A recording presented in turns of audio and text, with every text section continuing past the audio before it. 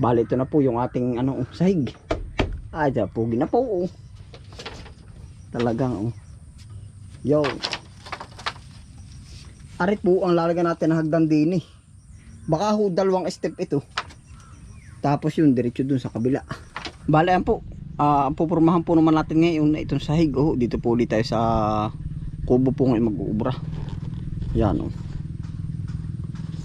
Lalagyan po natin ng mga suleras para makawayanan na. Oh, yan.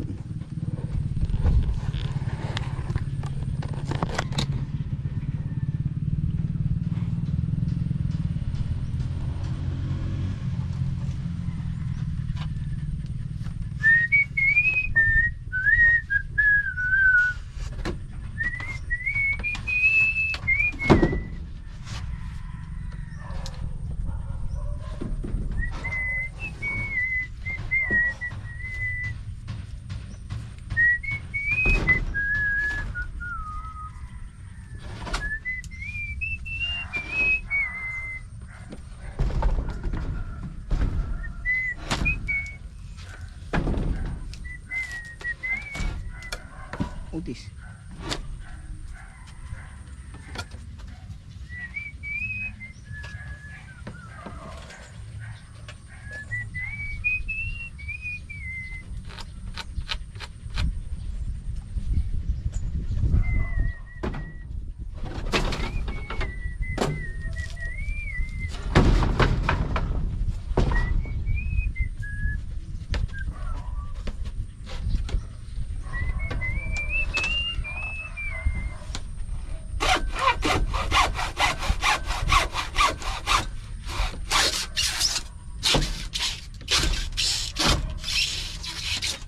Ito po mga anong ito kukulamber, ito po yung mga reject na magagamit pa naman po. Ay dito po walang puhunan tayo.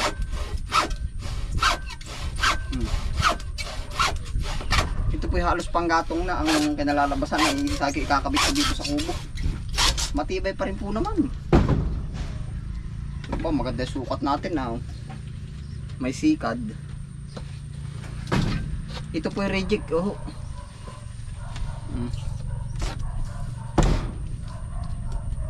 Ito po yung ating hiningi na. Yan. Kukulamber.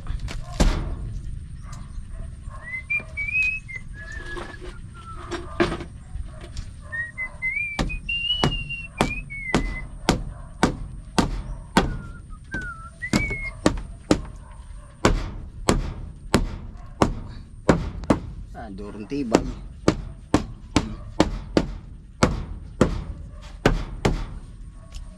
Tayo po naman nakakaintindi rin ng kaunti sa mga ganaring pukpuk eh.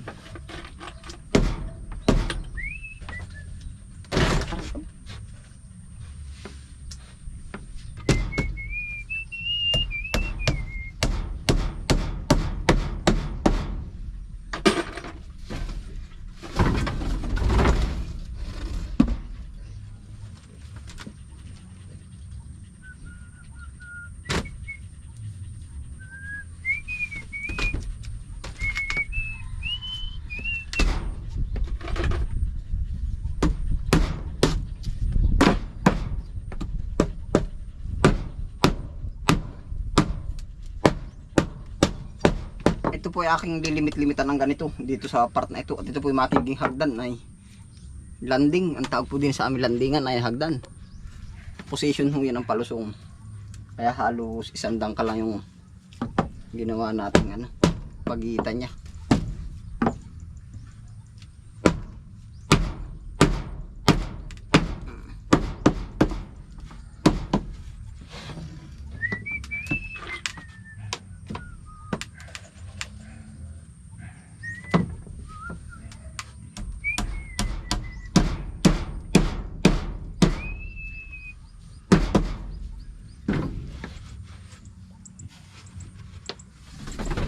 Labis na naiinip, nayayamot sa bawat saglit,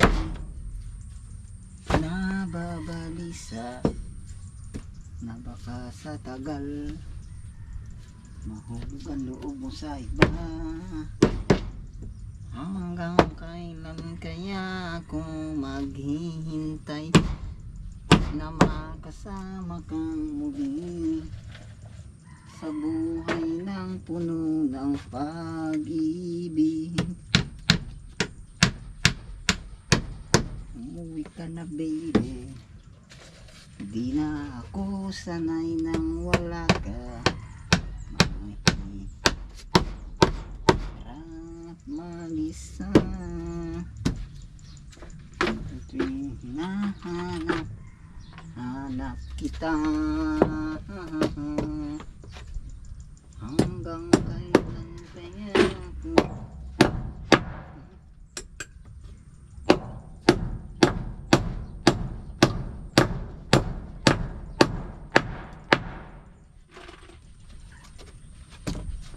maghihintay na makasama ka.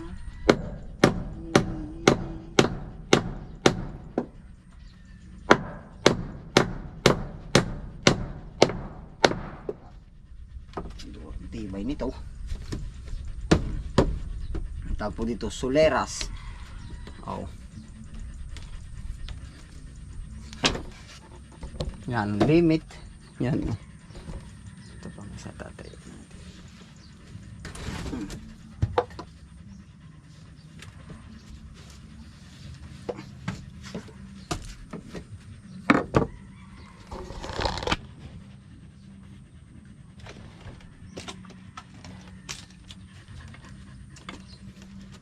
May lighting din po naman. Yan po ay kaya halos parang dait-dait na.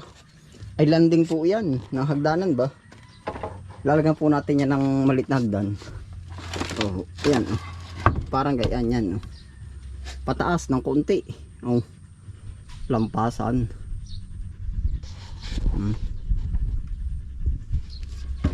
Yan po ang pinaka ano niyan. Basta yan ay hagdan. Hagdan. Tapos air na yung kaanuhan. Pagkalimit ng ano.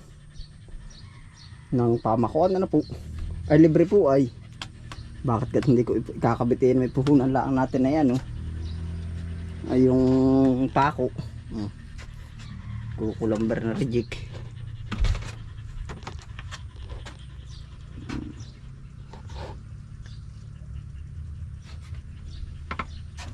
Tapos ari po ko inyo nawawari na meron tayong ano, pinto ho yan, pinto. Makikita po naman ninyo yan pagka ano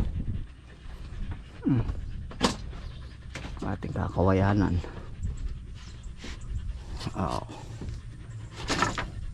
Sahig pinto. At para po pag ano dito, ito'y pinto din parang ganito bukas. Para pagtingin po dyan, open space.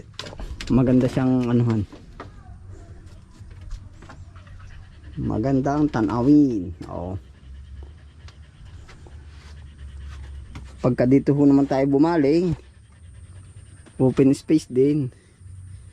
Ito lang yung nag-aano sa atin. Pero pagka tayo na may dumonghal din ay kita. Yan.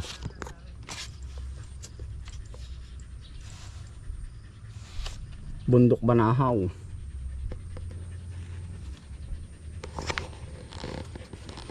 Kalakas po ng ulan doon sa bandang kabila. Grabe alimpuyo na. Lakas po ng ulan. Dati pong kakabitan na ito ng kawayan.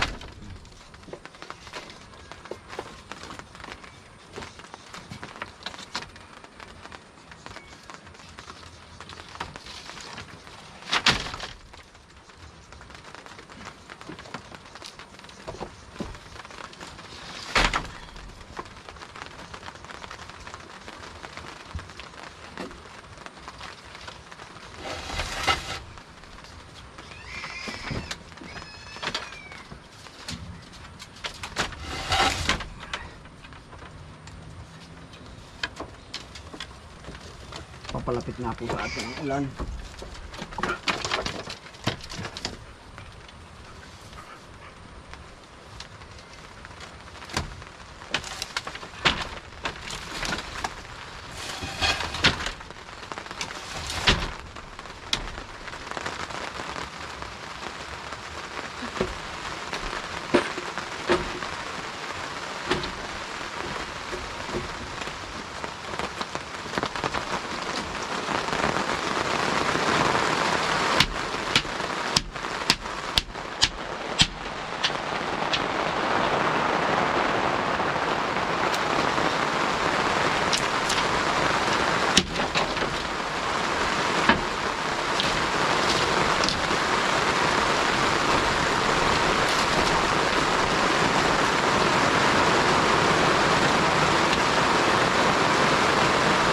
Sabi na, ang bilis ko ng ulan.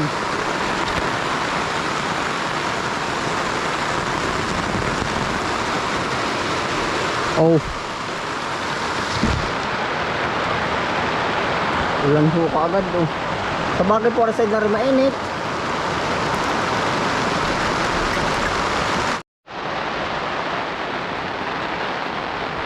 Yan na po, umarangkada na uli yung ulan. Yan, kaya ho ito ating inayos na agad. Ay gawa ho na yung tarapal nga sabi ko sa inyo. Ay andaling mabasa. Oho, ay natatagos tayo sa loob. Ayan eh. Yeah, di safety na. Tapos pag nilagyan natin siya ng halaman, mabubuhay talaga dyan ng halaman eh. Medyo na ang piyasan tapos yung naiinitan. Yun.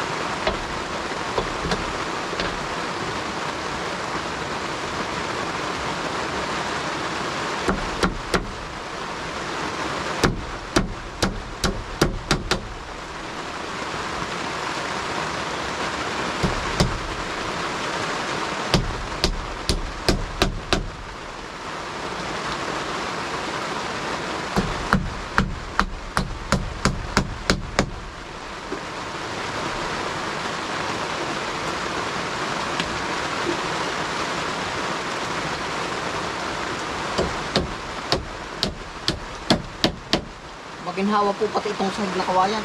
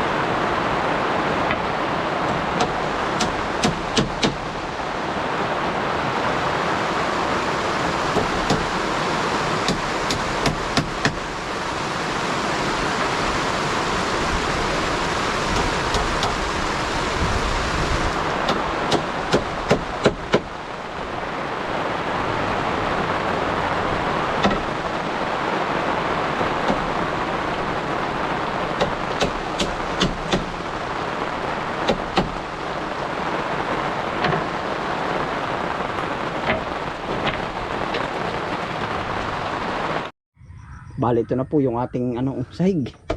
Ay, pugi na po. Oh. Talagang yo. Arit po ang lalagyan natin ng hagdan din eh. Baka ho dalawang step ito. Tapos yun diretso dun sa kabila. No. Yan.